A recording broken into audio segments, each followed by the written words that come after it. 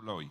Los que usan YouVersion está como DHH 941. De paso es una excelente traducción en español, directa de los originales, con un lenguaje muy lindo y desde mi perspectiva una buena traducción.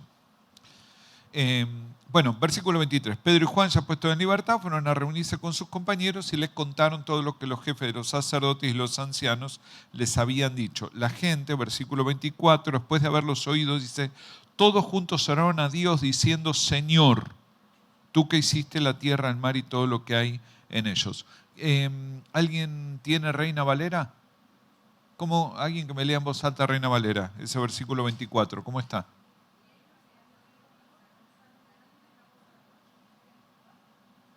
Soberano Señor, ¿no? ¿Y alguien tiene NBI? Es muy bíblica, pero la vamos a aceptar esta mañana. ¿Cómo dice? Cuando los creyentes oyeron la noticia, todos juntos alzaron sus voces en oración a Dios. Oh Señor soberano, creador de los... Bueno, ¿saben? Hasta ahí. ¿Saben que Señor y soberano son prácticamente sinónimos? ¿Sí? Así que hace un tiempo estaba leyendo este pasaje y traté de imaginarme la oración en el momento, en el idioma. Y la palabra Señor y soberano son casi sinónimos, así que es interesante el texto griego allí. Porque el texto griego dice que alzaron la voz orando y dice que dijeron Kyrios déspotas. ¿Sí? ¿Cuántos saben lo que es un déspota? Un déspota era el dueño de los esclavos.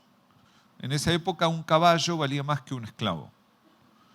Y entonces la iglesia ora a Dios y le otorga a Dios este nombre, que solamente esto aparece aquí en todo el Nuevo Testamento, es un poco, quizá un poco raro. La iglesia le dice a Dios, Señor, tú eres nuestro déspota.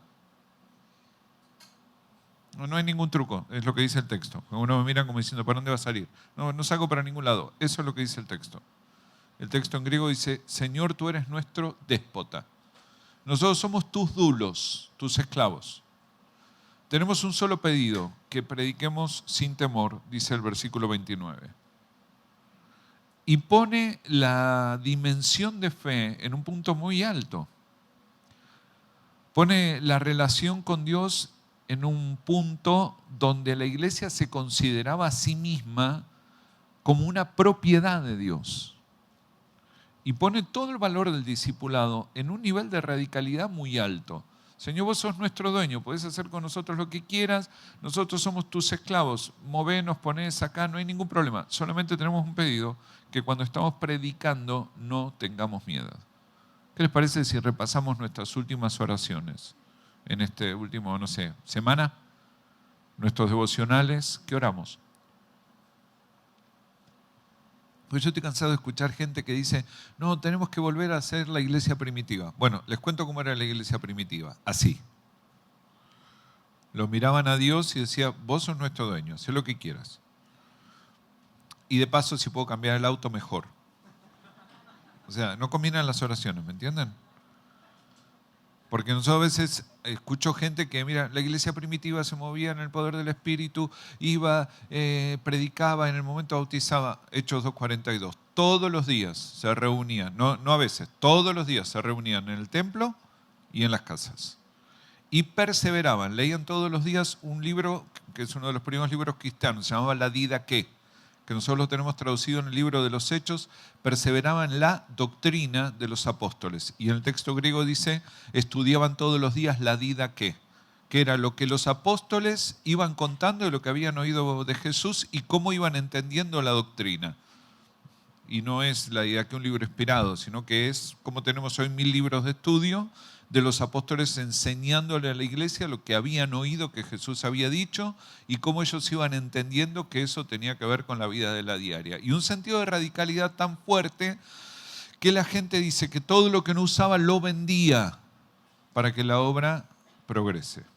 Ayer nos hicimos una pregunta, les cuento para los que no estuvieron. Nos hicimos una pregunta, ¿verdad? ¿Cuánto es suficiente? Tuvimos una buena charla anoche con José y con Isa sobre eso. ¿Cuánto es suficiente? Y entonces la iglesia está en ese mover. Entonces quiero invitarles a mirar algunas cosas, pero vamos a mirarlo desde este concepto. El evangelio y la comodidad no se llevan. Entonces todo el que está buscando vivir una profundización del evangelio en términos de comodidad, esta no es la charla. No sé si hay reintegro de entradas o algo, pero podés gestionarlo ahora. Porque yo creo, dice Natalia, que no. Dice, olvídense. Pero yo creo que el evangelio y la comodidad no se llevan. Y entonces toda la plenitud, todo el gozo y todo lo que nosotros vivimos en Cristo tiene una cuestión que lo activa, que es cuando yo estoy hablando el mismo lenguaje que Dios en la misma dinámica de Dios. Y el idioma que Dios habla es el idioma de la entrega. Es el idioma de Dios. Entonces yo me llevo bien con Dios y me entiendo bien con Dios cuando hablo el mismo idioma que Él. La Biblia me dice que Él está a la puerta de mi corazón y llama y quiere vivir adentro mío. Después Pablo va a decir, no pide nada que Él no haya hecho primero. Jesús quiere vivir adentro de tu corazón porque, ¿saben? Él quiere que lo recibamos en su corazón porque Él ya nos recibió en el de Él. O sea, ya se dio cuenta que lo necesitábamos. Entonces nos amó y nos albergó. Y entonces me pide que yo le conteste en el mismo idioma que Él está hablando. Haya ustedes el mismo sentir que había en Cristo Jesús. Era Dios, se hizo. ¿Hablan en lenguas acá? Era Dios, se hizo hombre. Hombre, siervo. Siervo, cruz. Después la palabra dice que fue abajo a los infiernos. Más abajo no había. Así que entonces recibe un nombre que es sobre todo nombre. Entonces hay cosas que se ganan caminando para abajo. Soberano Señor, Kyrios Déspotes. Hace con nuestra vida lo que se te dé la gana, no hay problema. Una cosa, que no tengamos miedo. Entonces vamos a meternos un poquito en la enseñanza esta mañana desde ahí. ¿Se animan?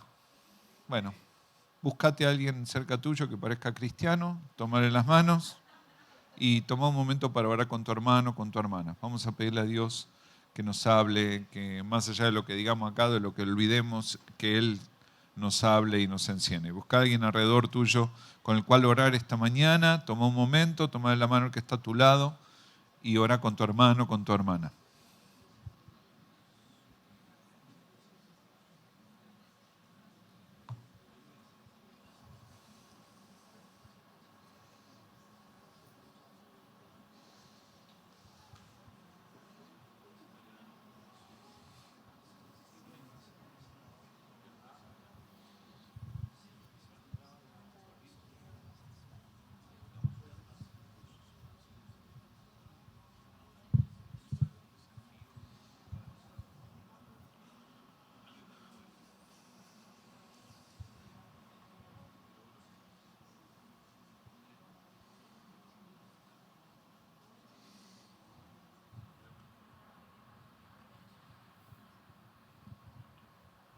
Te honramos, Dios, en esta mañana, te reconocemos la persona principal aquí y te pedimos, Espíritu Santo, que nos hables, nos guíes y que hagas esa cosa que haces, que todos oímos lo mismo, pero también oímos algo para nosotros. Y así oramos y así creemos esta mañana.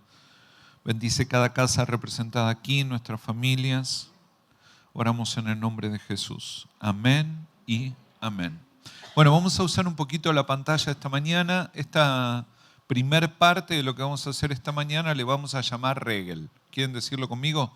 Regel. La palabra regel es una palabra hebrea. Así que digan conmigo regel. Y ahora digan la de al lado, qué bien estás hablando hebreo. ¿Sí? Es una palabra, aparece varias veces en el Antiguo Testamento y a veces se traduce por pies. Por ejemplo, Isaías 52:7 la usa. ¿Se acuerdan de ese pasaje? Benditos son los pies, lo que charlamos anoche, por eso me reía. Benditos son los pies de los que anuncian la paz, de los que llevan las buenas nuevas. Pero la palabra no tiene que ver tanto con el pie como en cuanto a lo físico, sino con el caminar. Y literalmente se podría traducir como el caminar, el ir, aquel que camina, aquel que va al territorio a buscar las historias del territorio. El que camina de forma regel está yendo a pisar la tierra porque sabe que hay cosas para vivir en esa tierra. Es una palabra usada a veces para el pueblo de Dios en los desafíos de entrar a la tierra prometida, y es una palabra muy usada por los profetas cuando vinculan el caminar con algo que tiene que suceder en el lugar por causa de estar caminando en lo que Dios les da. Así que mírate tus patas, tus pies, ¿sí? Y esta mañana decirle al de al lado, ponete la regel. De paso creo que es un gran nombre para zapatillas, pero se los dejo para... Entonces vamos a hacer un ejercicio, porque ¿qué pasa? ¿Cuántos viven en el mismo lugar hace, no sé, 10 años? Aunque no sea la misma casa, pero estás en tu mismo barrio. ¿Cuántos levanten la mano? Entonces uno tiende a pensar que todo lo que ve es todo lo que hay para ver. La historia de Caleb y Josué entrando en Números 14, a la tierra prometida, con los otros 10 espías, es súper interesante. ¿Se acuerdan de ese pasaje cuando van a espiar la tierra prometida? ¿Se lo acuerdan? ¿Cuántos fueron a la tierra prometida? 12, uno por cada, en realidad, uno por cada una de las 9 tribus, más las 2 medias tribus. Recuerdan que no existe la tribu de José, y los levitas no mandaron a nadie, porque ellos no tenían herencia de tierra, así que no importaba. ¿Y cuántos vieron la tierra prometida? Los 12. ¿Y cuántos vieron el fruto? Los 12. Dice que los 12 trajeron el fruto de manera que a veces tenían que cargarlo entre 2. ¿Y cuántos vieron los gigantes? Los 12. El tema no es lo que vieron, sino lo que procesaron de lo que vieron. Entonces esa confrontación ahí en Números 14 de Josué y Caleb, desesperados, rompiéndose la ropa porque se da cuenta que los otros 10 vieron los gigantes y ellos se vieron a sí mismos langostas. Pero la frase de Caleb es genial. Ellos no tienen amparo y con nosotros está Jehová de los ejércitos. Los comeremos como pan. ¿Qué es lo que hace que una persona viendo el mismo problema, una ve algo insalvable y la otra ve un desayuno? ¿Qué es el punto? Bueno, y ahí hay muchas cuestiones, y parte de esas cuestiones es no solamente la percepción de lo que creo que es la realidad, sino también la percepción de mí mismo. Entonces vamos a hacer un ejercicio de percepción esta mañana. ¿Están listos? ¿Tienen todos los patos en fila? ¿Sí? ¿Trajeron todas las neuronas, todo? Les voy a poner una frase en inglés en la pantalla. No hace falta que sepan inglés. ¿Todos conocen la letra F? Sácala, por favor. Gracias. Entonces voy a poner una frase en inglés en la pantalla cuando yo les diga. No necesito que sepan inglés. Lo único que necesito que sepan es la letra F. ¿Todos conocen la F? Ok. Entonces lo único que tienen que hacer es contar en la frase cuántas letras F de Francisco hay. ¿Ok? Bueno, escúchenme una cosa. Vamos a hacer un trato. La van a contar para adentro, en silencio. ¿Sí? Vamos, hermanas, que ustedes pueden. En silencio. ¿Ok? No, de verdad, yo sé que nos estamos superando. Entonces, la vamos a contar en silencio, sin hacer, o sea, sin usar el dedito, sin chequear con el de al lado. Es como una experiencia interna. ¿Están listos? ¿Sí? Bueno, ahora sí, Nati.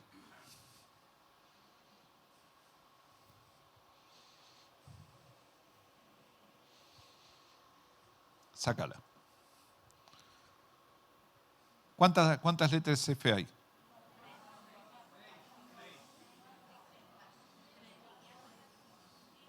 ¿Cuántos contaron 3? No tengan vergüenza. ¿Cuántos contaron 3? Ahí está. 4, 5, 6, 7. Ok. Todos saben que hay una sola cantidad, ¿no? Estamos todos en el mismo lugar, todos conocemos la letra F, pero tenemos la iglesia del Evangelio de las 3 F, de las 4 F, de las 5 F, de las 6 F, y hasta tenemos una hermana de las 7 F. ¿Sí? ¿Ok? Que eso ya... Bueno, ¿sabe? Hay una sola cantidad. Le acabo de poner 10 segundos. Vamos a subir el 50% de la cantidad de tiempo. Vamos a volver a contarlas, pero otra vez las vamos a contar en silencio, sin hablar con el de al lado, nada. ¿Están listos? Dale, Nati.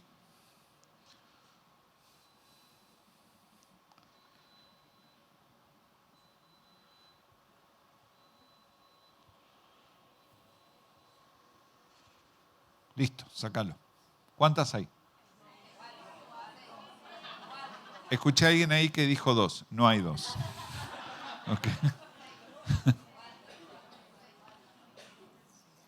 ¿Cuántos siguen contando 3? ¿4? ¿5? Gana el equipo de las 5. ¿6? ¿7? La hermana se arrepintió. Dijo, me parece que estoy fundando una secta. No, no. Bueno, ponelo de nuevo, Nati. Ahora sí, pueden contar en voz alta, pueden explicarle al de al lado.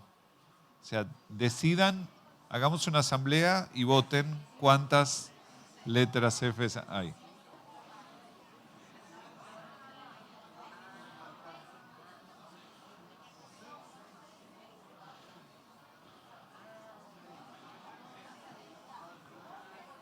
¿Cuántas hay? Ahora, escúchame con sinceridad, ¿no? Con la placa acá a la vista. ¿Cuántos siguen contando 4 o 5? Levanten la mano. Ok. Hay 6, ¿ok? ¿Sí? ¿Dónde está el...? No hay ningún truco porque es a la vista, ¿no? Pero ¿dónde está el asunto? Bueno, el cerebro tiende a simplificar. Y entonces si vos en un aparato ves la palabra off, ¿qué quiere decir? ¿Qué quiere decir off en un... Queda apagado, ¿no? Entonces nosotros tenemos acá 3 off, ¿no? ¿Sí? Entonces el cerebro por ahí uno te lo cuenta. Ya 2 se complica. El tercero ya tiende a anularlo. Por eso en la primera vuelta casi nadie contó 6. No tiene que ver con la inteligencia, tiene que ver con la percepción. ¿Sí? Ahora, imagínense que necesitamos 3 veces y algunos todavía no encuentran la sexta. ¿Sí? Dice, no, les creo a todos que hay una sexta, pero... ¿sí? ¿Ok? Bueno, hay 6, créanlo. Entonces, ahora esto es particularmente interesante porque a veces lo hago con mi iglesia, que ya se los hice, se lo vuelvo a hacer, y la gente sabe que hay 6, pero igual les cuesta encontrarlo.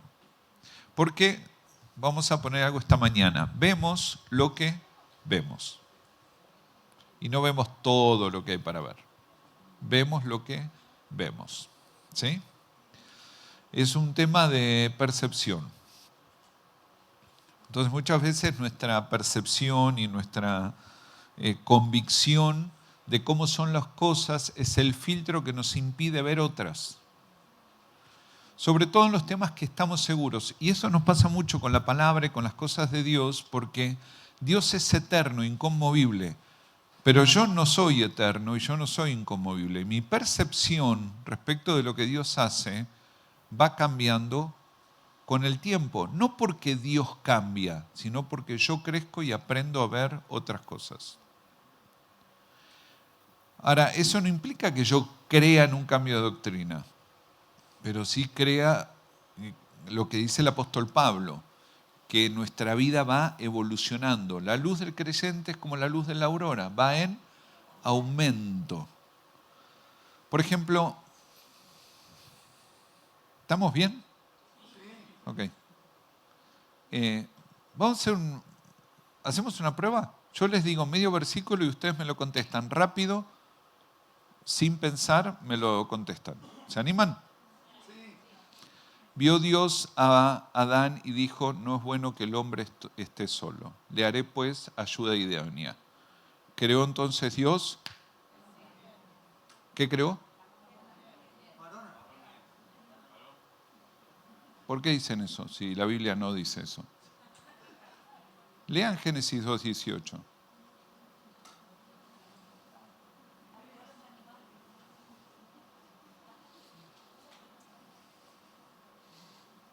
Creó entonces Dios, ¿qué dice?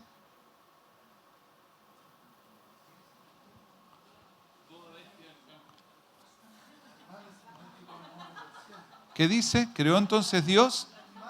Algunos me están mirando y decir, ¿dónde está el truco? No, no, ningún truco, tu Biblia. ¿Qué dice ahí? No es bueno que el hombre esté solo. Creó entonces Dios. ¿Qué dice? ¿Por qué dijeron la mujer? No, piensen un momento. ¿Por qué dijeron la mujer?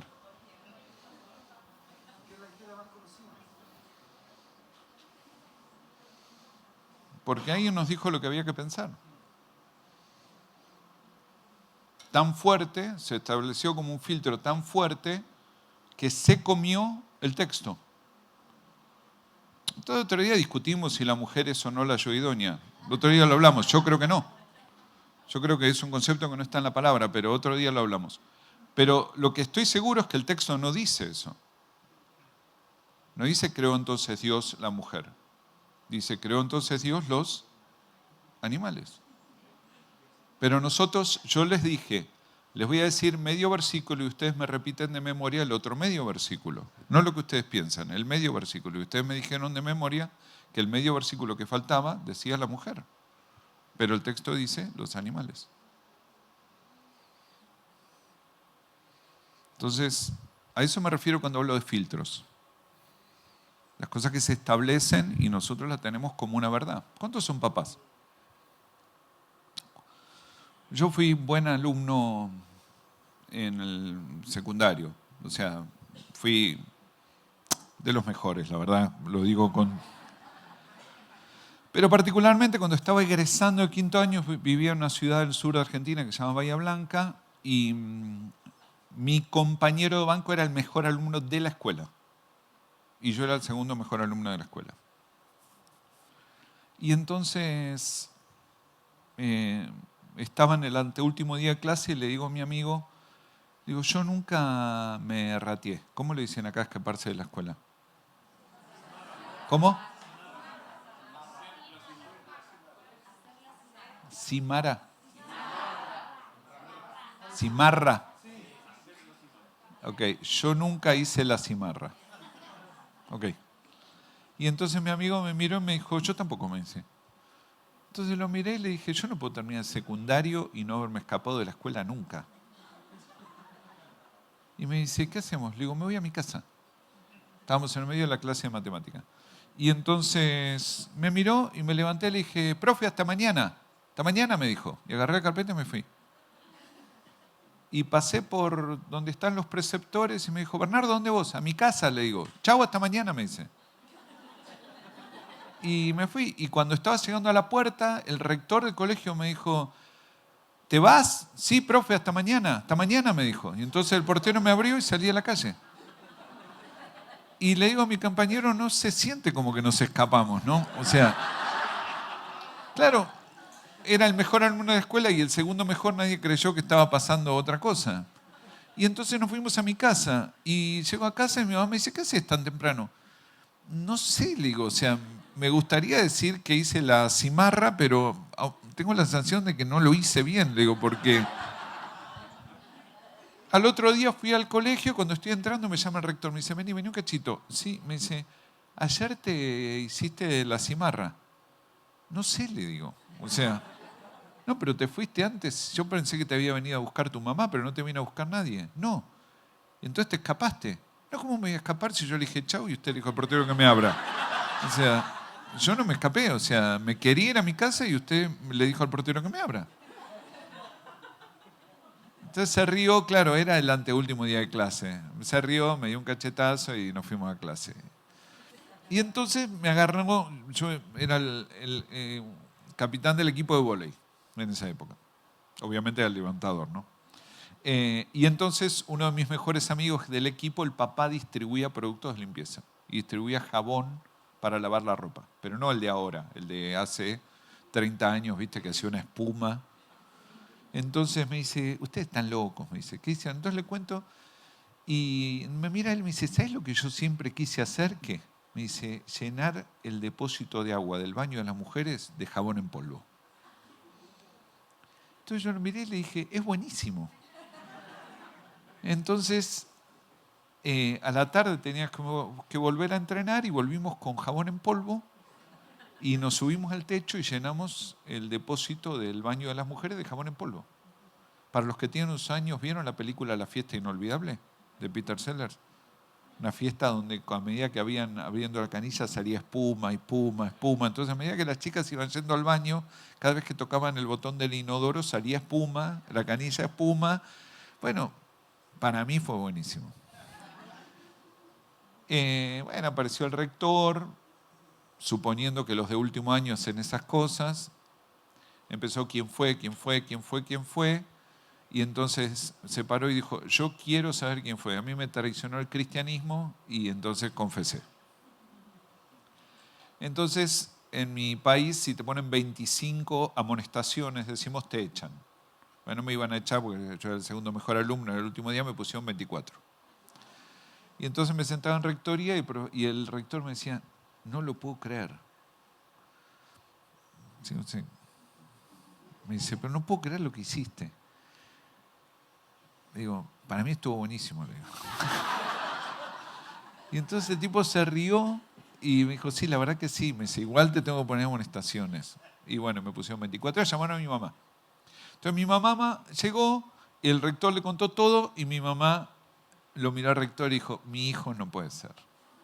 Yo lo conozco, me dijo. Y entonces me miró y me dijo, explícale. Y le digo, no, mamá, le digo, es verdad. Y entonces mi vieja, ¿qué me dijo? No lo puedo creer. Nos fuimos a casa, cada semáforo, cada luz que parábamos con la camioneta, mi mamá me miraba y me decía, no lo puedo creer. ¿Sí?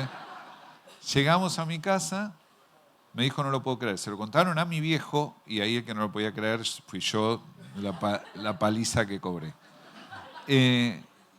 Pero todo lo que mi mamá creía sobre mí fue el filtro que le impidió ver otras cosas. Y después alguna vez lo contó adelante de amigos míos que conocían otras historias mías, fuera del ámbito colegio, fuera del ámbito de mi casa, y como ellos me conocían bien, ellos sí lo podían creer.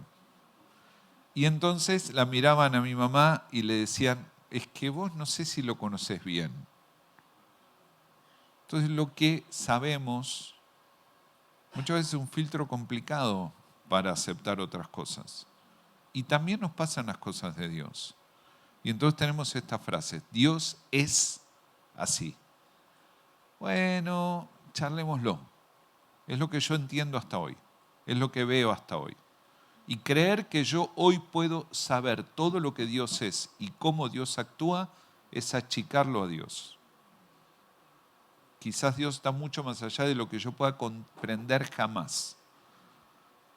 ¿Han tenido alguna pérdida rara de alguien amado? Sí, ¿no? Como congregación hace poco. ¿Y cuál es la explicación? Y a veces hay cosas más grandes que las que yo puedo entender. Pero yo necesito entenderlo. Necesito saber. Y creer que yo puedo albergar todo el entendimiento sobre algo que pasa. Es casi como pensar que yo puedo pensar como Dios. Y entonces tenemos un versículo que nosotros tenemos la mente de Cristo. Pero la Biblia lo pone como una capacidad que yo puedo alcanzar. No como algo que funciona en automático y entonces yo todo lo que veo ya enseguida lo entiendo. ¿Alguien me está entendiendo? Entonces, vemos lo que vemos. Quiero hablarle de algunos principios sobre una iglesia de siervos que esperan al rey dando fruto. Primer principio, siguiente Nati, gracias. Una iglesia que va. ¿Lo quieren decir conmigo? Una iglesia que va. Le vamos a llamar evangelismo de ir. Hay un pasaje interesante en Lucas capítulo 10, si quieren buscarlo, si no anótenlo, después lo buscan en casa, pero en Lucas capítulo 10 está el envío de los primeros 70 evangelistas callejeros de la historia del cristianismo. Antes que eso no hubo. Pero Jesús ahí agarra a los 70 y les dice, miren, vamos a salir a predicar el evangelio, les voy a explicar cómo lo hacemos. Y entonces les explica su propio método. Entonces dice el capítulo 10 de Lucas, voy muy rápido, dice, número 1, id. Hay que ir. ¿Lo quieren decir conmigo? Ir. Nosotros estamos muy acostumbrados a abrir iglesias diciéndole a la gente, vengan. Pero el principio del Evangelio es, vamos. Hace unos años estábamos desarrollando esta manera de pensar y Dios me mandó a abrir una congregación en un barrio un poco complicado, más al sur que donde estamos actualmente. Entonces le pedí permiso a mi pastor, sin salir del equipo pastoral de Adrogué, me liberó 2 días para que yo pudiera hacer eso. Entonces estábamos a pleno escribiendo esto y entonces le dije, bueno pastor, le digo, ¿y qué presupuesto tengo? No, ninguno, me dice. ¿Y cómo hago sin presupuesto? Es una gran pregunta, me dice, pero Dios te va a ayudar, me dijo. Y entonces conseguí 2 hermanas que vivían en ese barrio y empezamos a salir a orar por la gente en la calle. Y establecimos una horita feliz, le llamamos nosotros, el trabajo con niños en una plaza, en una manzana, y juntamos 4 o 5 chicos, después juntamos 10, que fueron 15, y a través de los chicos aparecieron padres, entonces armamos una reunión de mamás y después ya teníamos 50 chicos, entonces armábamos en paralelo unas reuniones de charla y de estudio para papás y mamás, para que en vez de irse y venir, ya estaban ahí, esperaban a los chicos y estuvimos 9 meses funcionando en una plaza y ni un solo sábado llovió. Dios fue bueno. Llovía a la mañana o llovía a la noche, pero nunca llovía a la hora de la actividad. Y finalmente logramos establecer una comunidad real estable de alrededor de 40 a 50 personas. Entonces ahí sí teníamos el dinero para tomar un lugar y conseguimos un lugar donde se hacía deportes. Y realmente no lo alquilamos. Era un lugar muy grande, mucho más que nuestro presupuesto. Fui a ver al dueño, el lugar estaba cerrado. Y entonces le ofrecí ponérselo en condiciones, pintarlo todo, repararlo todo gratis, sin que me cobrara alquiler por 1 año. El hombre me dijo, por supuesto que no, pero ¿cómo es Dios de bueno, no? Esa noche quisieron intrusarle al lugar. Una gente quiso entrar y quedarse adentro del lugar, bueno, la policía, todo el tema. Y el hombre me llamó a la mañana y me hizo 2 preguntas. La primera, ¿fueron ustedes? Le dije que no, que nosotros no hacemos esas cosas. Y la segunda cuestión es, me ofreció 6 meses gratis a cambio de algunos arreglos. Y entramos allí gratis. Allí la iglesia creció más y después finalmente pudimos pagar el alquiler. Pero la clave fue ir. Ir. Entonces no está mal que le decimos a la gente que venga al culto, que venga al templo, que venga a la actividad de la iglesia. No está mal para nada. Pero hoy las redes también en esto la complican un poco porque hacemos que las redes vayan por nosotros y nada elimina el contacto personal. A mí lo que me preocupa es, ayer les cuento a los que no estuvieron, nos hicimos una pregunta que es cuando el Hijo del Hombre venga, ¿qué va a encontrar? Y a mí me preocupa, qué sé yo, gente que tengo cerca y que mañana, no sé, yo tenga que charlar con Dios de que fueron mis compañeros de trabajo 1 año, 5 años, 8 años, y los tuve al lado 8 horas por día por muchísimo tiempo, y nunca le di la oportunidad de salvación. Entonces yo creo que muchos cristianos perdieron la convicción de que existe el infierno. Y entonces fueron como licuando ahí, ¿no? O sea, una persona que muere sin Cristo, ¿dónde creen ustedes que va? No, de verdad les pregunto, ¿dónde creen que va?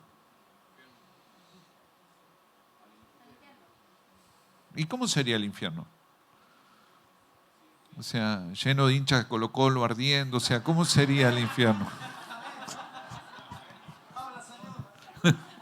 No, en serio, ¿cómo sería el infierno? Bueno, no importa mucho cómo es el infierno, lo que importa es que no es el cielo. ¿Me entienden?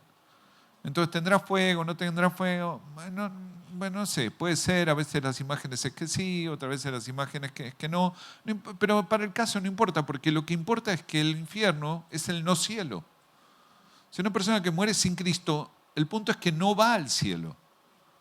Entonces no va a la eternidad con Dios. Eso para nosotros tiene que querer decir algo.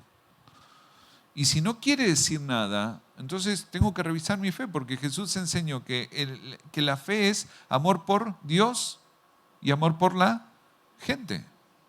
Y si alguno de los dos vectores no va, algo en mi fe necesita revisión.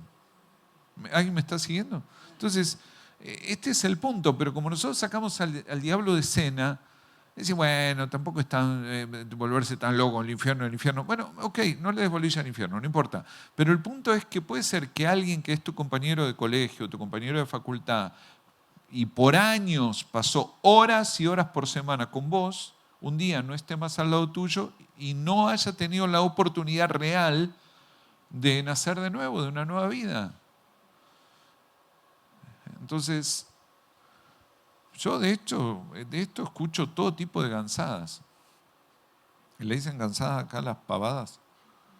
Idioteces, tonterías. O sea, ¿cuál sería la mejor palabra? Tontera. Bueno, o sea, ya aprendí lo del escaparse de la escuela y la tontera. Ok. Yo escucho todo el tipo de tonteras. No, yo no le hablo porque no es mi estilo. Ok.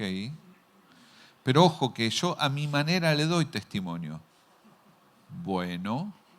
¿Y cómo sería? No, sin ir más lejos, el otro día le dije, Dios te bendiga. ¡Wow!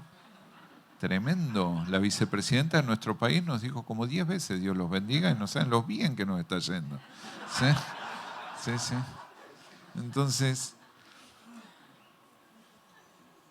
Entonces, la verdad, el fondo es que me da vergüenza, o me da miedo, o no quiero tener una discusión con el otro, o por ahí finalmente el asunto es que quizás no amo tanto a Dios como para amar a la gente. Ahora, ninguno queremos lidiar con eso, ¿verdad? Porque alguien vino acá para sentirse mal. Alguno se levantó esta mañana y dijo, ojalá me sienta mal hoy. Alguno oró así, hay medicamentos para eso. No, ¿verdad? Nosotros queremos sentirnos bien. Pero el Evangelio, lo máximo del Evangelio, no queda caminando para arriba, queda caminando para abajo. Entonces Jesús agarra a los 70 y dice, les explico cómo hacemos esto. Número 1, vayan. Número 2, vayan enfocados, no anden bolsa, alforja. Vamos a salir a predicar a la calle. Ah, buenísimo, de paso que salimos yo tengo que ir a Jumbo. Entonces, no, vamos a hacer esto. Y otro día haces otra cosa. Enfocados. Y a toda casa donde entren dice, decid, ¿qué dice el texto? ¿No leen la Biblia? ¿Qué dice que hay que decir? Paz. Eso es una cosa en los hebreos aún al día de hoy que es un protocolo. El shalom no es un saludo, sino que es una bendición. Una persona que quiere bendecir una casa y dar shalom, entra y dice así, que los ojos de Jehová te sobre esta casa y el Señor, bla, bla, bla, y el otro recibe esa bendición y se la retribuye con otra oración de bendición. Es lo que Jesús le reclama a Simón en Lucas capítulo 7, cuando Jesús le dice a Simón el fariseo, yo vine acá, no me diste beso, no me diste para lavarme las manos y no me bendijiste. O sea, rompiste el protocolo del shalom. ¿Para qué me invitaste?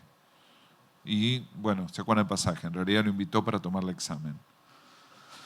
Entonces, a ver, ayúdenme hasta acá. ¿Quieren decirlo conmigo? Ir. Enfocados. Bendecir. Dice el versículo 9, si hay un enfermo, cúrenlo. Otro día discutimos que el que cura es el Señor, pero igual el versículo dice, si hay algún enfermo, sánenlo. Y el quinto paso, después de esa frase, es y avísenle que se le acercó el reino. Entonces yo no leo mal Lucas 10, voy, bendigo, hago un milagro, predico. ¿Ustedes lo tienen igual en sus Biblias?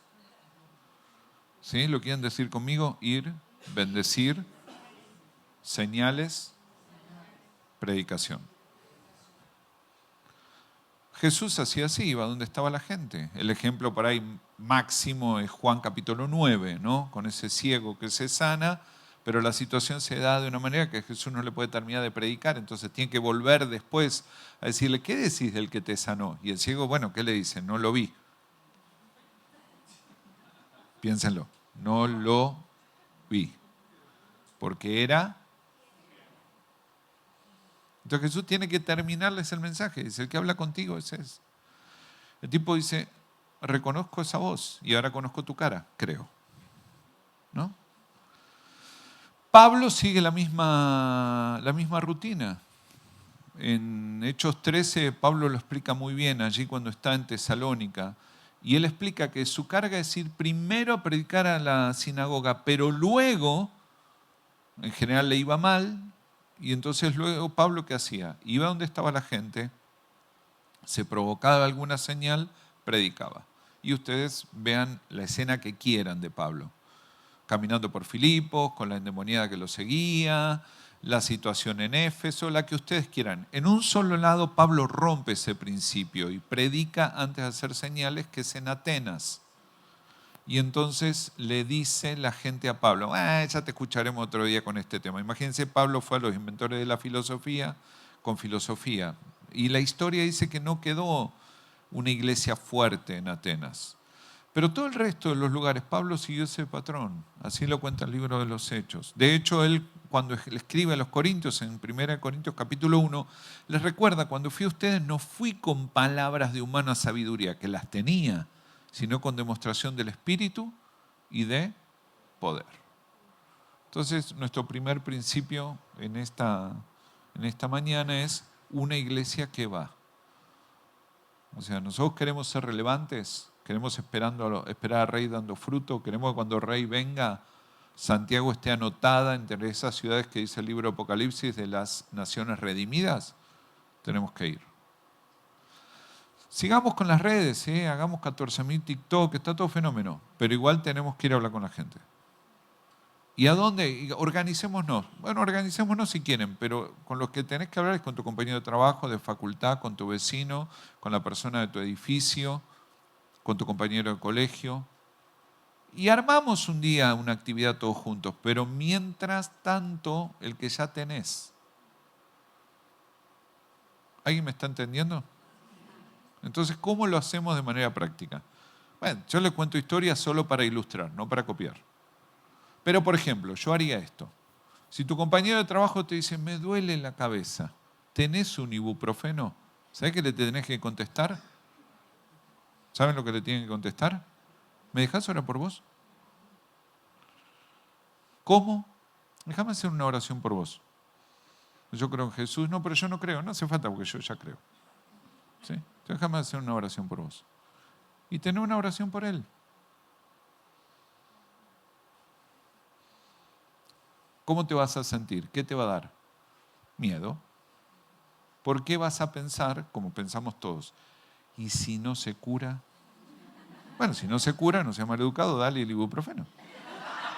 ¿Ok? Pero ¿y si se cura?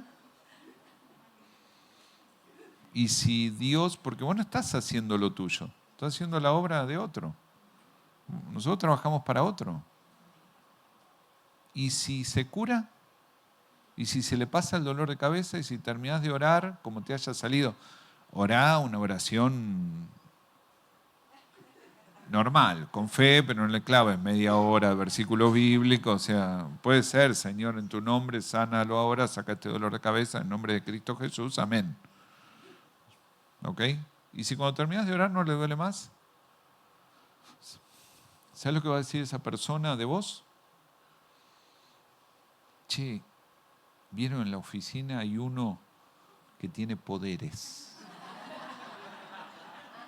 Es como un mano santa. Te pone la mano encima y, bueno, vos después le aclararás. Como aclaró Pedro cuando aclaró Pablo, cuando le dijeron que él era Apolos y andaba con Mercurio, Pablo agarró y dijo, no, les explico bien cómo es todo este baile. Y les explicó. Y vos explicarás. Pero las señales, les voy a dar una revelación, noten esto. Las señales señalan. ¿Lo anotaron? Entonces, si Dios hace una señal en el templo, todos miramos a un lugar donde ya estamos mirando. Igual las disfrutamos y las celebramos y está muy bien. Pero una señal en la calle hace que la gente mire donde no está mirando. Y una persona a la que vos fuiste, te acercaste, la bendijiste, ni que hablar si la sanaste. ¿Qué te parece? ¿Estará más abierta al Evangelio o menos? Claro. Lo que pasa es que en mi iglesia no hacemos evangelismo. Bueno, deja de echarle la culpa a tu iglesia y ¿dónde estás? Brilla. Colegio, universidad. Es que el ambiente en la universidad es muy contrario. Claro, obviamente, por eso estás ahí. Para poder meter una cuña, porque si no cada vez va a ser peor. ¿Me entienden? Entonces nosotros tenemos una costumbre en nuestra congregación, no digo para que ustedes la copien, pero solo para ilustrarla. Tenemos una encuesta que hacemos con 5 preguntas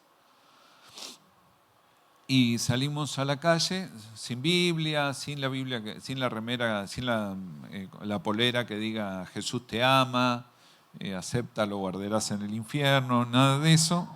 Salimos con un papelito, paramos la gente y decimos, ¿le puedo hacer una encuesta? Sí, ¿de qué? Del futuro, de cómo ve usted el futuro. Bueno, dale. Y le hacemos 5 preguntas. ¿Cómo ves el futuro? ¿Dónde te gustaría llegar en 5 años?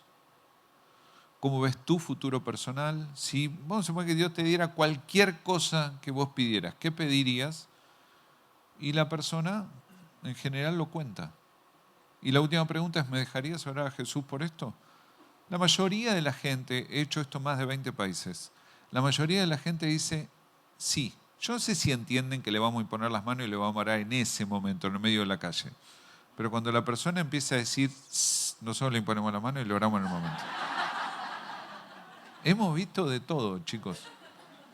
Gente manifestarse en el medio de la calle, gente sanarse, gente quebrantarse, gente que me ha dicho, no, yo en Dios no creo, pero bueno, si querés orar y el tipo terminar abrazado llorando, ¿no? Nosotros no estamos haciendo lo nuestro, estamos haciendo lo de Él. O sea, ¿cómo nos va a respaldar si nosotros no estamos por nuestra cuenta? Hacemos eso en la congregación desde los 6 años. O sea, los chicos salen a orar. Nosotros tenemos un sistema que llamamos barcas, grupos pequeños, no importa. Y cada barca tiene asignado una manzana de la ciudad. Así que tiene que cuidar esa manzana. Si le tocó un colegio, tiene que ir a pintarlo. Si le tocó un hombre que vive solo, no sé, tiene que ver, no sé, ir a cortarle el pasto. Pero los chicos salen a orar por la gente desde los 6 años. Tocan el timbre. Mi hijo más chico siempre cuenta una experiencia que él lo marcó en su fe cuando tenía 7. Fueron a hacer su manzana y estaba un hombre cortando el pasto. Y los chicos es un afano, porque roban. Porque ¿cómo hace para decirle que no a un nene? Entonces lo pararon al hombre, el hombre apagó la máquina, le preguntaron directamente, le dijeron, estamos orando por la gente. ¿Hay algo que pudiéramos pedirle a Dios por usted? Y el hombre cuenta, me dice, hoy es mi cumpleaños. Cuenta. Dice, mi hijo mayor hace 6 años que no me habla. Y entonces los chicos le agarraron la mano a través de la reja, oraron por él y en medio de la oración le suena el teléfono. Y era el hijo para decirle feliz cumpleaños. ¿No? Obviamente el hombre se quebrantó y obviamente al día siguiente estaba en la iglesia. ¿No? Fue salvación para ese hombre. Pero los chicos no volvieron contentos, volvieron flotando. ¿Me entienden? O sea, el líder los trajo con una soguita así como unos globos. Porque muchas de esas experiencias que yo a veces los miro al Señor y digo, o sea, hiciste esto para salvar al hombre, pero también lo hiciste por los chicos, ¿no es cierto? O sea, porque él podría haber llamado 10 minutos más tarde, ¿no? Tenía que ser ahí, ¿no? Y entonces muchos de ellos cuentan esas historias, o la historia de alguien enfermo que se curó, y en el medio de la calle. Lo hacemos habitualmente. Tenemos un lugar en el centro que ya son tantos años que hacemos esto que con abrirlo simplemente la gente entra. O sea, nosotros lo abrimos, ponemos un cartel que dice, estamos orando. Y todos los días entran 15, 20 personas a pedir oración y gente que se convierte y todo. Pero arrancamos hace muchos años así y lo seguimos haciendo. Así que, primero que nada, una iglesia que va. Díganselo al de al lado. Evangelismo de ir. ¿Sí? Evangelismo de ir. Sé que estoy pasado con el tiempo. ¿Puedo seguir un poquito, Nati? ¿Y qué me vas a decir? No, sí, está bien. Pero tenemos que mirar las ciudades con los ojos de Dios. Siguiente, por favor. En Lucas 19:42, Jesús se está acercando a Jerusalén. Jesús le hablaba a las ciudades como si fueran personas. ¿Se acuerdan? Le habla a Corazín, le habla a Betsaida y le habla a Jerusalén. En 19:42 le habla a Jerusalén. Oh Jerusalén, si supieras en este día lo que es para tu paz. Pero no lo puedes ver. Está encubierto. El apóstol Pablo va a escribir en 2 Corintios capítulo 4 que si nuestro evangelio permanece encubierto entre los que se pierden, está encubierto, porque el Dios de este siglo les cegó el entendimiento para que no les resplandezca la luz del evangelio de la gloria de Cristo. Y lo que hace Jesús ahí en Lucas 19:42 es lo mismo que hacían los profetas en el Antiguo Testamento, hablándole a Ciro, a Tidón o a la ciudad que fuera como si fueran personas. Yo creo que las ciudades tienen personalidad igual que la gente. ¿No piensan lo mismo? O sea, ¿es igual Las Condes, no sé, que el centro de Santiago? ¿No les pasa a veces que cruzar una avenida cambia el ambiente? Sí, yo creo eso, creo que las ciudades tienen ambientes y creo que los ambientes se componen de muchas cosas y espero que nos dé el tiempo para verlo.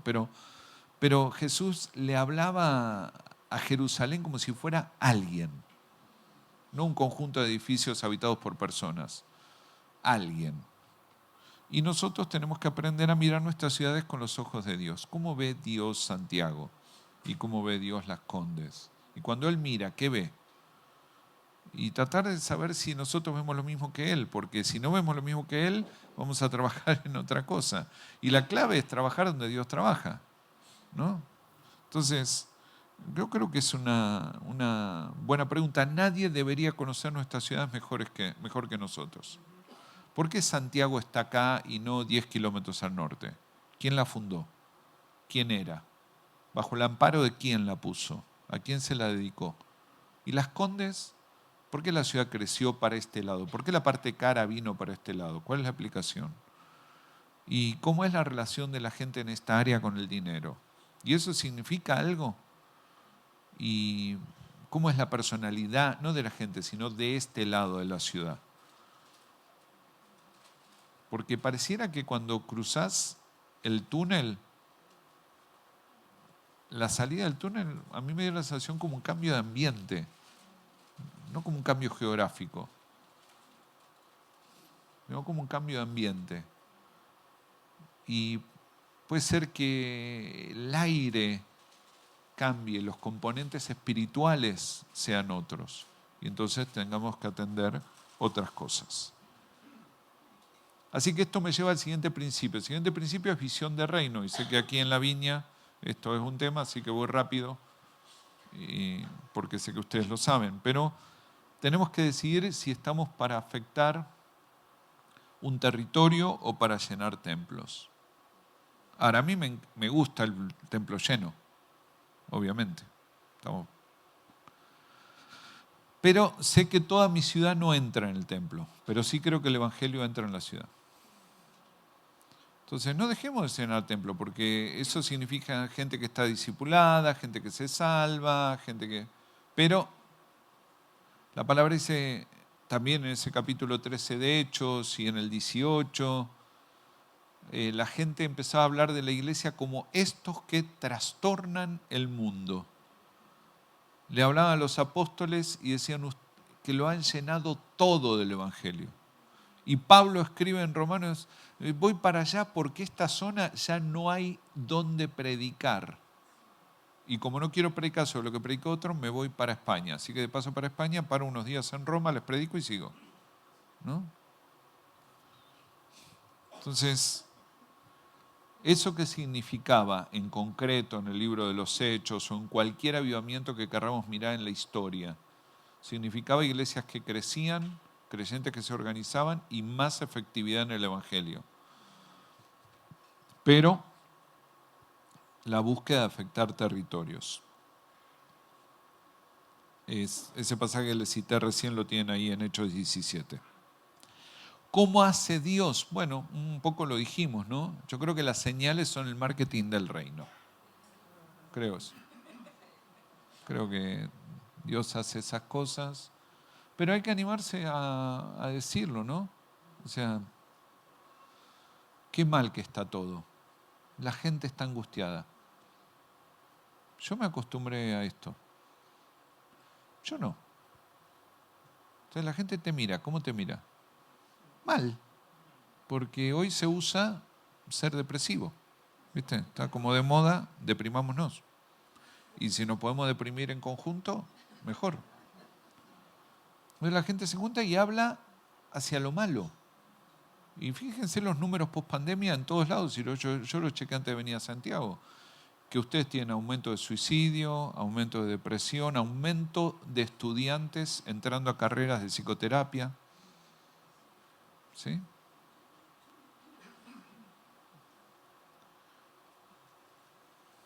Entonces, hay que decidir si nosotros vamos a participar de esa charla o vamos a controlar la charla.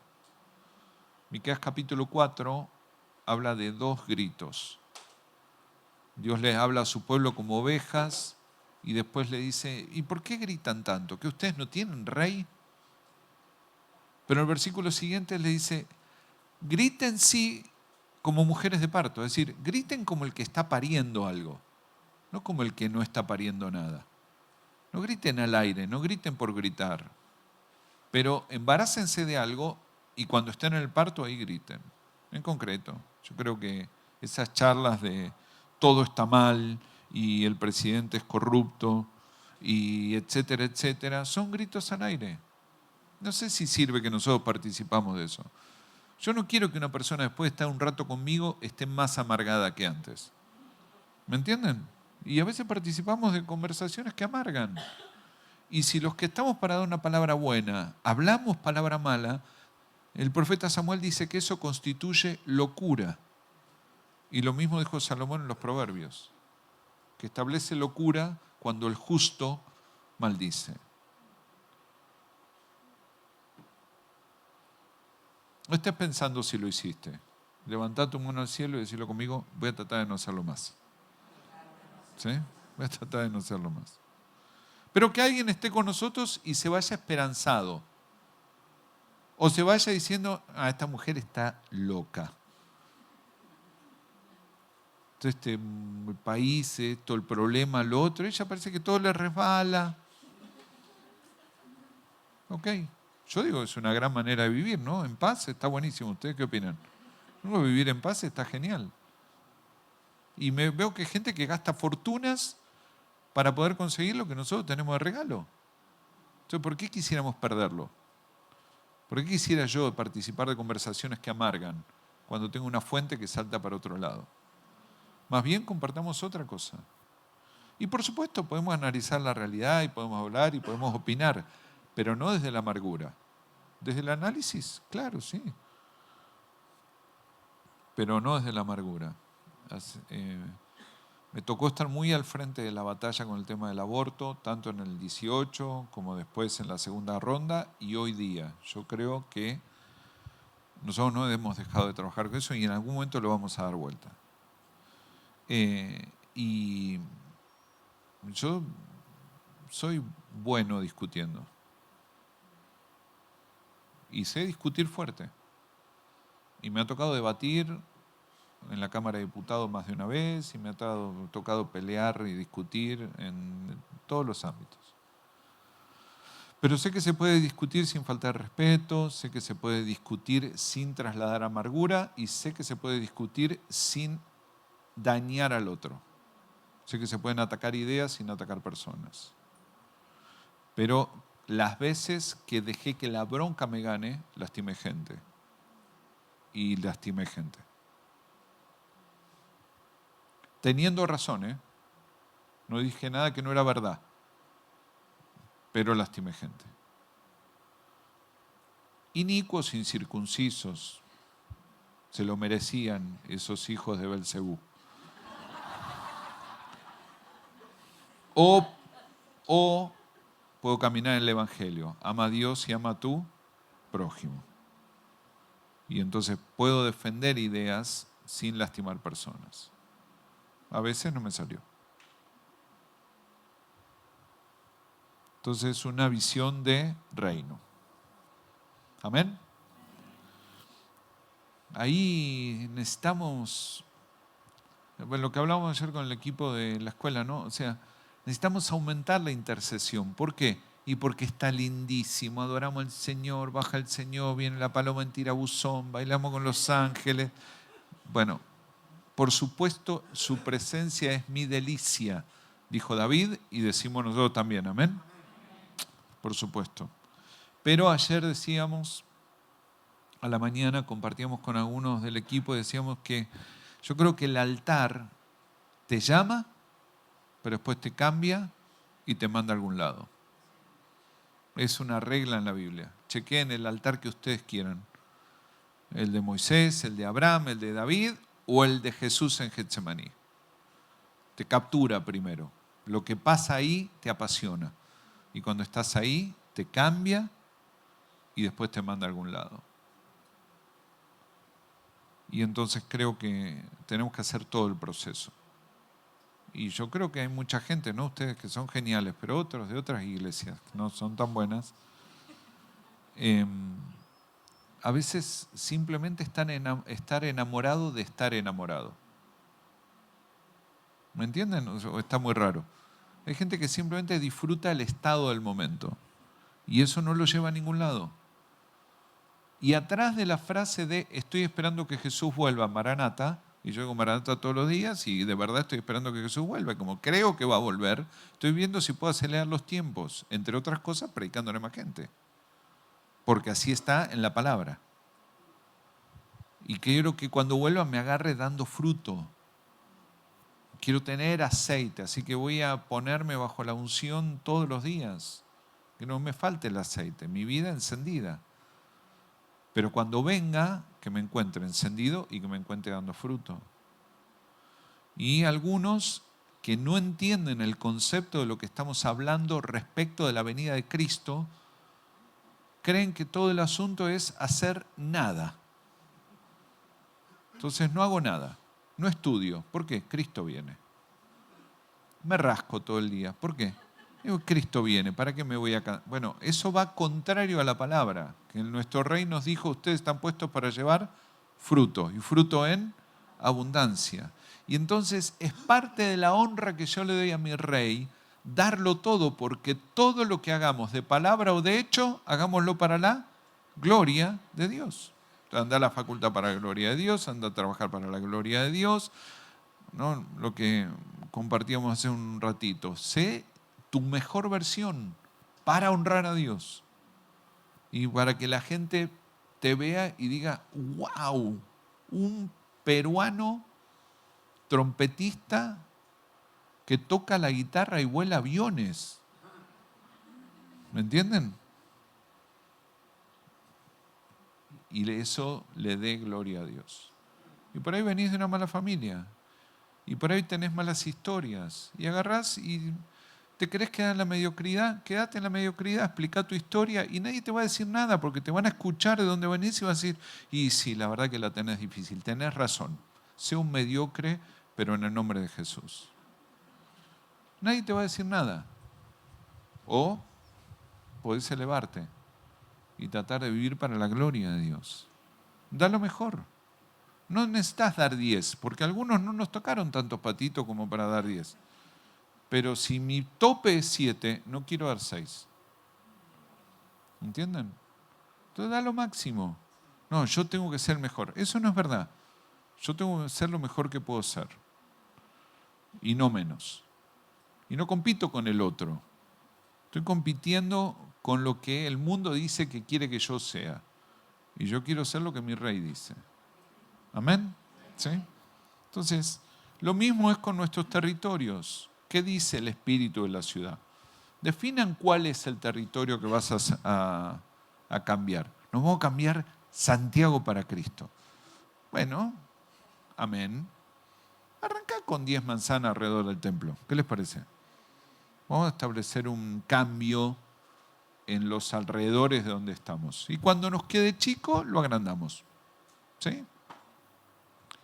¿Qué hay dentro del territorio? ¿Hay otras congregaciones? La Biblia dice que la manifestación del poder es directamente proporcional al nivel de unidad. Mateo capítulo 18. La gente que se pone de acuerdo desata cosas en la oración que la gente que no está de acuerdo no desata. Entonces la unidad y el poder van así. Entonces, ¿quieren ver la gloria de Dios en tu territorio? Yo tengo una situación la ciudad mía es la ciudad cabecera, nosotros en Argentina decimos de una intendencia. La intendencia tiene 700.000 habitantes. La ciudad cabecera es Adrogué. Nosotros tenemos una situación que tenemos 200 manzanas donde no hay otra iglesia. Así que la unidad es con nosotros mismos, ¿sí? Con que no nos peleemos entre nosotros ya es una ventaja. Pero eso también para que me entiendan el nivel de guerra espiritual que soportamos, porque no es que a nadie se le ocurrió abrir una iglesia ahí. Han abierto y cerrado 1000 iglesias. Pero el nivel de batalla espiritual es un poco intenso. Pero en los últimos años aumentó mucho la carga por todo el partido. Y hubo que aprender a caminar. Nosotros tenemos un marco de unidad en Argentina muy lindo. Pero vieron que la unidad tiene capas. Primero querés estar con el otro, después compartís agenda, pero ¿cuándo es la unidad de verdad? Cuando compartís la billetera. ¿Sí? Y entonces tuvimos que aprender sobre eso, de enterarnos que tal iglesia estaba tratando de terminar el templo y encima una iglesia que nos criticaba por todos lados, y entonces armábamos una ofrenda y mandábamos a alguien escondida que averiguaba el número de cuenta y le metíamos una ofrenda en la cuenta, sin decir nada. Y lo vamos a reventar a bendiciones. ¿Sí? La Biblia dice que cuando hacemos eso amontonás ascuas de fuego sobre el otro, o sea, no puede estar quieto. Y es un principio que donde hemos hecho eso, lo siguiente que pasó es que construimos amistades. No que dejamos de pelear, construimos amistades. ¿Sí? Ahora, ¿por qué nos complicamos? Porque yo quiero ver mi intendencia a los pies de Cristo. Nuestra carga es crear un prototipo de una iglesia que puede pastorear un territorio y se puede hacer. Bueno, 2 cosas más y hacemos un break. ¿Está bien, Nati? Gracias. La fe tiene que ser una vivencia pública. Siguiente. La fe como una... La siguiente. Y la siguiente. Y esa. La fe como vivencia pública, ¿no? ¿Cómo vivía la fe la iglesia del Nuevo Testamento? A vista de todo el mundo. No, mi fe es una experiencia personal. Por supuesto, nadie reemplaza tu devocional, nuestro encuentro personal con Dios. Pero la Biblia dice cosas como que nosotros somos cartas escritas en las que el resto tiene que leer. No es que tiene que leer que somos buena gente. A mí me amarga cuando alguien me dice, vos sabés que vos tenés algo diferente. A mí me amarga. ¿Cómo no se dio cuenta? Porque yo no le dije. Entonces el tipo me da gloria a mí. No, fulano es una buena persona. La verdad que es un tipo diferente, es derecho. Y se cree que porque, no sé, porque me educaron bien. Cuando eso es un fruto del Espíritu. Entonces no nos quedemos con la gloria de Dios. Entonces contemos quiénes somos por causa de quién. ¿Sí? Entonces la fe tiene que ser una vivencia pública. Es una vivencia pública dar gracias antes de comer en un restaurante. ¿No? Ahora, no es la gran fe pública. Pero si no estás haciendo eso, arrancá por pequeñas cosas, pero apuntale a hacer más. No, no quiero que me miren. Nadie enciende una lámpara y la pone abajo de una mesa. Que la mire todo el mundo. Que te miren y hay que bancársela. ¿No? Pueden decir amén cada tanto. Entonces ahí, siguiente, es que repasamos lo que decíamos, el concepto de adentro y afuera. Cristo tiene que estar presente. Nosotros no predicamos un mensaje, presentamos una persona. La verdad para nosotros no es un libro, es alguien. Entonces Cristo se tiene que manifestar. ¿Alguien me dice la gran comisión de memoria, Mateo 28?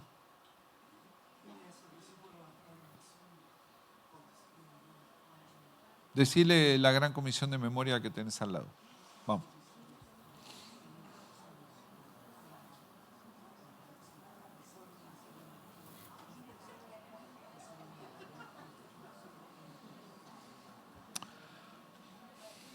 Bueno, la decimos juntos. Toda potestad me es dada en el cielo y en la tierra. Por tanto, id y haced discípulos, predicando, etcétera, etcétera. He aquí yo estoy con vosotros hasta el fin.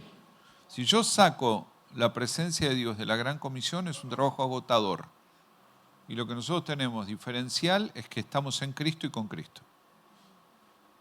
Entonces, la Gran Comisión arranca así. Toda potestad me es dada en el cielo y en la tierra. Así que vayan. No van solos. ¿Cómo volvieron los 70?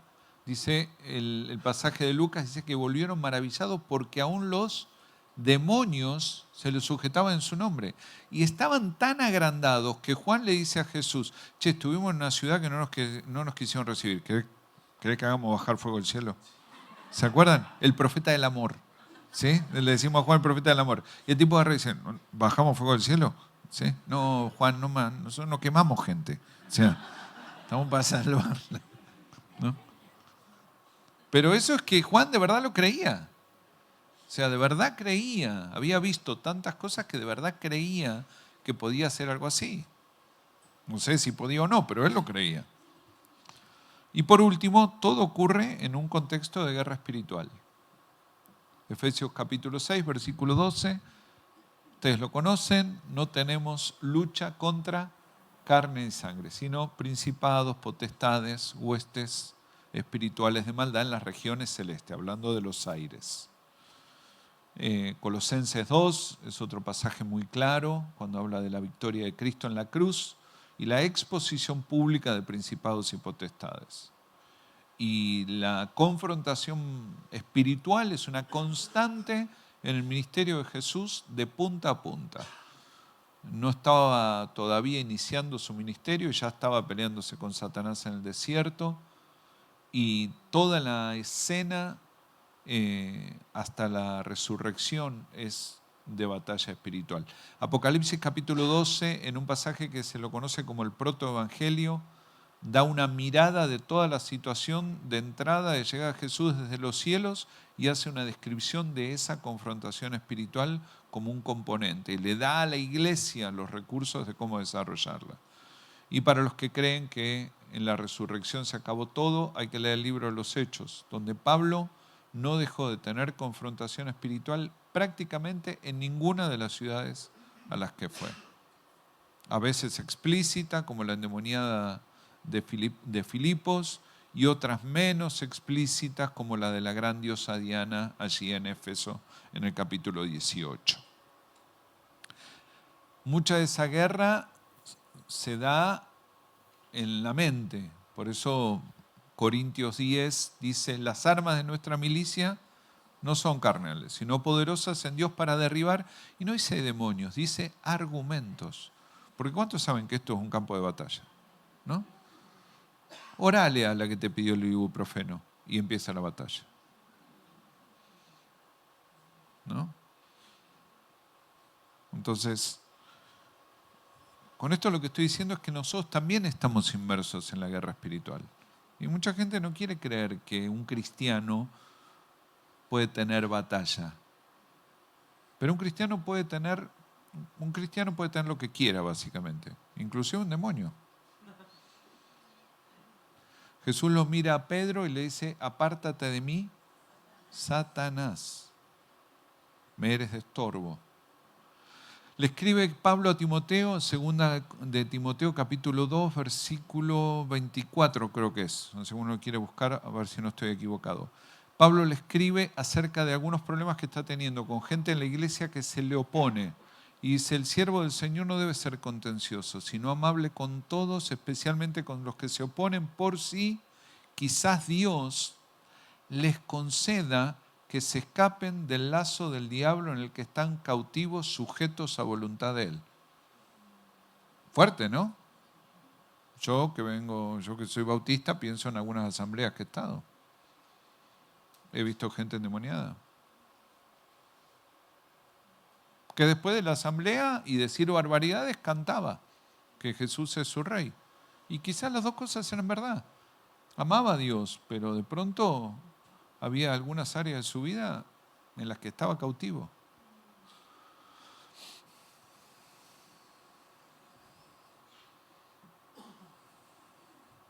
Entonces la guerra espiritual tiene frentes. Y tiene un frente externo del territorio. No existe evangelización sin guerra espiritual. Uno de los 10 evangelistas más relevantes de la historia del cristianismo vive en mi país. Se llama Carlos Anacondia, está vivo todavía. Se hizo famoso por una frase: oíme bien, Satanás. Y tuve la bendición hasta hoy de trabajar muchos años con él y de poder servirlos, con nuestra iglesia, poder servirlos en muchas cruzadas. Y Carlos es una persona hiper práctica y leyó 2 Corintios 4 y lo entendió. Si nosotros no sacamos las vendas, la gente no escucha, no ve las letras F, aunque las tenga delante de la cara. ¿Me entienden?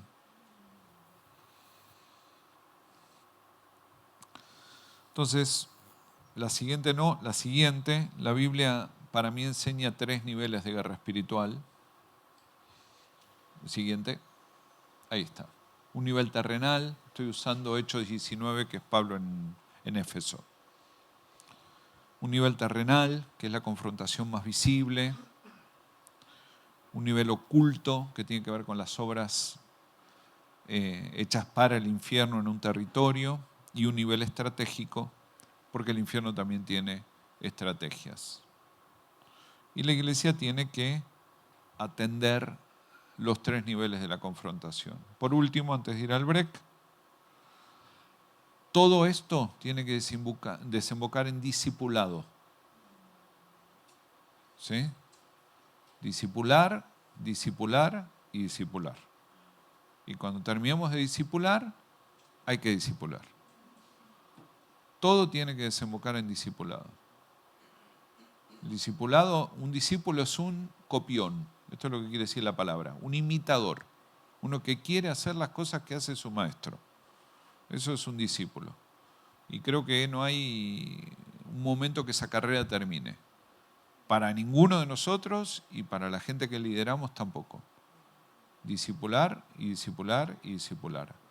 Biblia, Biblia, Biblia, oración a full, no dejes de congregarte y encontrar tu espacio de servicio. Ese es el piso, no es el techo, es el piso.